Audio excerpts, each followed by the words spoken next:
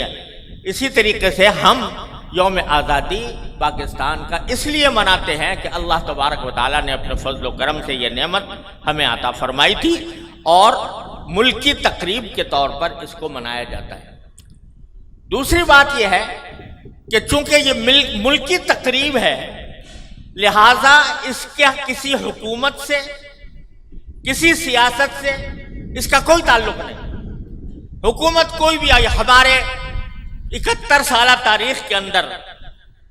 بڑے بڑے ظالم و جابر حکمران بھی آئے، بددین حکمران بھی آئے، اور ایسے حکمران بھی آئے جن سے ہمیں اختلاف رہا، لیکن سیاسی حالات کی وجہ سے یا کسی ناپسند حکمران کی وجہ سے یوم آزادی کو یہ کہنا درست نہیں ہے کہ چونکہ حکمران ہماری مرضی کا نہیں ہے لہذا ہم یوم آزادی نہیں منائیں گے، بلکہ یہ ایک ملکی تقریب ہے، ملک کا دن ہے، اور ملک کی آزادی کی یادگار ہے۔ اس آزادی کی یادگار ہے جس کے لیے ہمارے اکابر نے قربانیاں دی ہیں، جس کے لیے بے شمار مسلمانوں نے اپنی خون کا نذرانہ پیش کیا ہے۔ جیسا کہ مولانا نے فرمایا، بڑی درست بات فرمائی کہ ریاست اور چیز ہے، حکومت اور چیز ہے۔ ریاست ہماری ہے اور وہ اللہ تعالیٰ کی نعمت ہے، اس ریاست کے حصول کی خوشی ہر حال میں ہے، چاہے ہمارے حالات کتنے ہی خراب کیوں نہ ہو جائے۔ لہذا اس وجہ سے ہم یہ تقریب مناتے ہیں، اور اللہ تبارک و تعالیٰ سے یہ دعا کرتے ہیں کہ یہ تقریب مسلمانوں کے لیے، پاکستان کے لیے، عالم اسلام کے لیے، اس وقت باوجود ہے کہ مولانا عزیز الرحمان صاحب نے فرمایا کہ پاکستان کا تصور بہت سے لوگوں نے ایسا بنا دیا ہے کہ جیسے ایک معاذ اللہ ناکام ملک ہو، جیسے اس کا جو اصل مقصد زندگی ہے وہ بالکل پورا نہ ہوا ہو، اور جیسے کہ اس کے اندر خرابیاں ہی خرابیاں ہوں۔ بے شک بہت سی خرابیاں موجود ہیں، بے شک ہم اس منزل کو ابھی تک نہیں پا سکے جس منزل کی خاطر یہ قربانیاں دی گئی تھیں اور یہ پاکستان معرض وجود میں آیا تھا، وہ منزل بے شک ہم ابھی تک حاصل نہیں کر سکے، لیکن اس کے باوجود میں سمجھتا ہوں کہ پاکستان اب بھی موجودہ حالات میں بھی دوسرے تمام اسلامی ممالک سے 1000 درجہ بہتر ہے، دینی اعتبار سے بھی اور دنیاوی اعتبار سے بھی۔ دنیاوی اعتبار سے اللہ تعالیٰ نے کیا نعمتیں دی ہیں مولانا عزیز الرحمان صاحب نے بتایا، دینی اعتبار سے بھی میں اس کرۂ ارض کے اوپر جتنی اسلامی ریاستیں ہیں، جتنی اسلامی حکومتیں ہیں، تقریباً ان سب میں جا چکا ہوں، ان کے قریبی حالات سے باخبر ہوں، ان کے اندرونی حالات سے باخبر ہوں، عوام کی صورتحال سے باخبر ہوں۔ اس تمام باخبری کے بعد میں یہ کہتا ہوں، اور یہ کہنا انشاءاللہ بالکل درست ہے اور اس میں ذرہ برابر مبالغہ نہیں ہے، کہ دینی اعتبار سے بھی اللہ تبارک و تعالیٰ نے پاکستان کو سارے اسلامی ممالک کے مقابلے میں کہیں بڑھ کر فضیلت عطا کی ہے۔ حرمین شریفین کی بات تو اور ہے، حرمین شریفین کا کوئی مقابلہ نہیں ہو سکتا، اس کا کوئی کسی کے ساتھ بھی اس کا مقابلہ نہیں کیا۔ اللہ تعالیٰ نے جو تقدس ان کو عطا فرمایا وہ اللہ تبارک و تعالیٰ کا دیا ہوا تقدس ہے، کوئی دنیا کی کوئی زمین اور کوئی علاقہ، کوئی خطہ حرم شریفین کا مقابلہ نہیں کر سکتا۔ لیکن میں بات کر رہا ہوں ملک کے مجموعی دینی حالات، مجموعی دینی حالات کے اعتبار سے بھی میں یہ سمجھتا ہوں کہ الحمدللہ پاکستان اللہ تعالیٰ کی نعمت ہے، اور سارے جتنے اسلامی ممالک ہیں ان سب سے اللہ تعالیٰ کی رحمت سے بدرجہ بہتر ہے۔ میں نے پہلے بھی آپ حضرات کو اس بارے میں شاید پچھلے یوم آزادی کے موقع پر بتایا تھا کہ اللہ تبارک و تعالیٰ نے دین کا جو جذبہ اور دین پر عمل کی جو خواہش اور دین کو پھیلانے پہنچانے، تبلیغ، دعوت، تدریس اور علوم اسلامیہ کی حفاظت، یہ جتنی اللہ تبارک و تعالیٰ نے پاکستان کو عطا فرمائی ہے وہ کسی بھی اسلامی ملک میں موجود نہیں ہے۔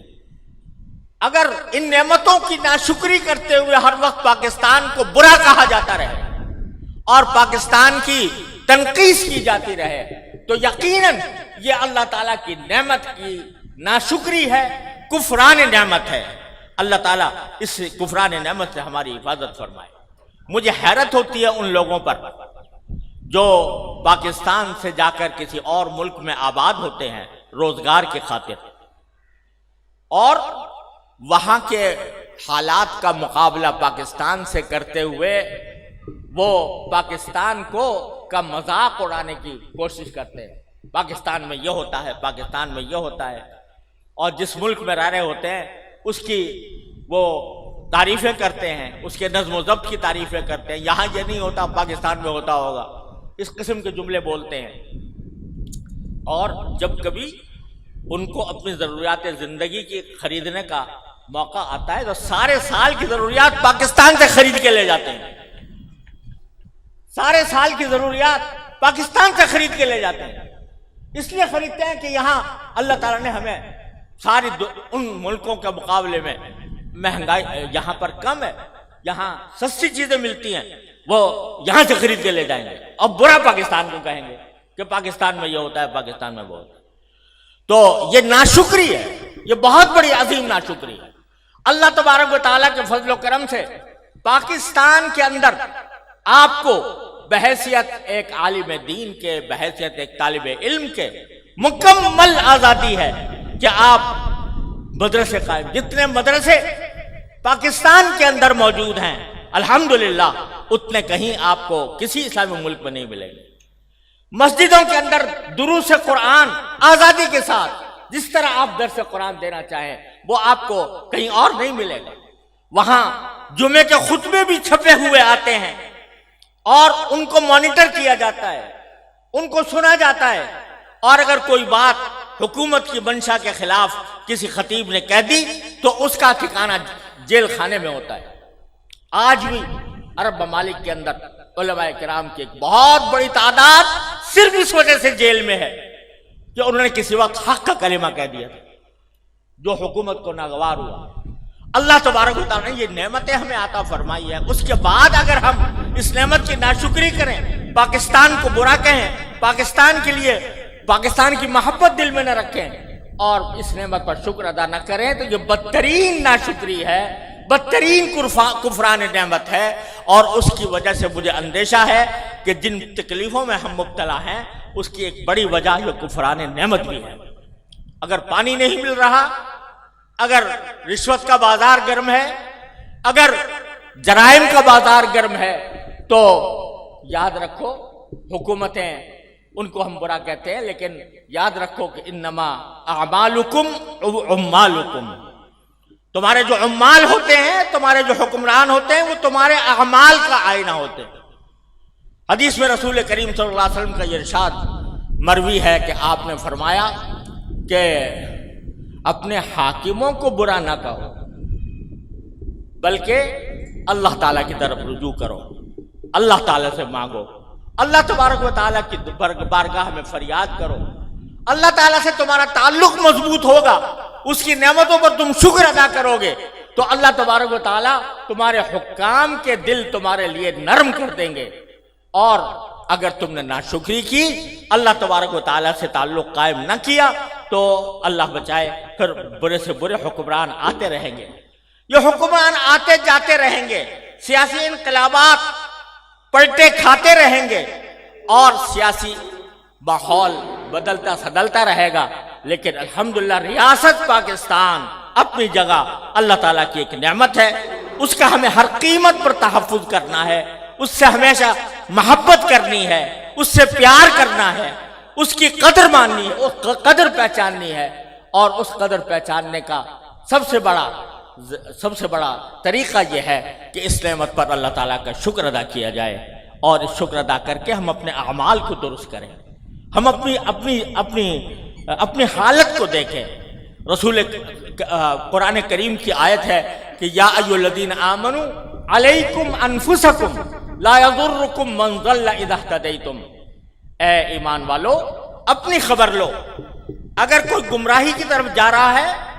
کوئی گمراہ ہو رہا ہے، تو وہ اگر تم خود صحیح ہو اور صحیح راستے پر ہو تو وہ تمہیں نقصان نہیں پہنچائے گا۔ لہذا ہر انسان یوم پاکستان کے موقع پر اس بات کا عہد کرے اور اپنے دل میں اس بات کا عزم پختہ کرے کہ جس مقصد کے لیے یہ ملک قائم ہوا تھا اس تک پہنچنے کا سب سے بڑا تقاضا یہ ہے کہ میں اپنے آپ کو درست کر لوں۔ سب سے پہلا تقاضا یہ ہے کہ میں اپنے آپ کو درست کروں، میرے عقائد درست ہوں، میری عبادات درست ہوں، میرے معاملات درست ہوں، میرے اخلاق درست ہوں، اور میں اتباع سنت کی زندگی اللہ تعالیٰ کی رضا کامل کے مطابق ادا کرنے کی پوری کوشش کروں۔ یہ عہد تازہ کرنے کا وقت ہے، یہ عہد تازہ، یہ ارادہ، یہ عزم پختہ کرنے کا وقت ہے۔ اللہ تبارک و تعالیٰ اپنے فضل و کرم سے، اپنی رحمت سے ہمیں بحیثیت پاکستانی اپنی ذمہ داریاں پوری کرنے کی توفیق عطا فرمائے۔ جو شخص بھی جہاں ہے وہ اگر اپنی ذمہ داری صحیح طریقے سے ادا کرے گا، پورا ملک سنور جائے گا، پورا ملک درست ہو جائے گا۔ اللہ تبارک و تعالیٰ اپنی رحمت سے ہمیں اس کی توفیق عطا فرمائے، اور اللہ تبارک و تعالیٰ پاکستان کو ہر شر سے، ہر فتنے سے اور ہر طرح کی بلاؤں آفات سے محفوظ رکھے، اور دشمنوں کی سازشوں کو جو اس وقت پاکستان کی طرف پوری طرح متوجہ ہیں، اللہ تعالیٰ ان کو ناکام فرمائے۔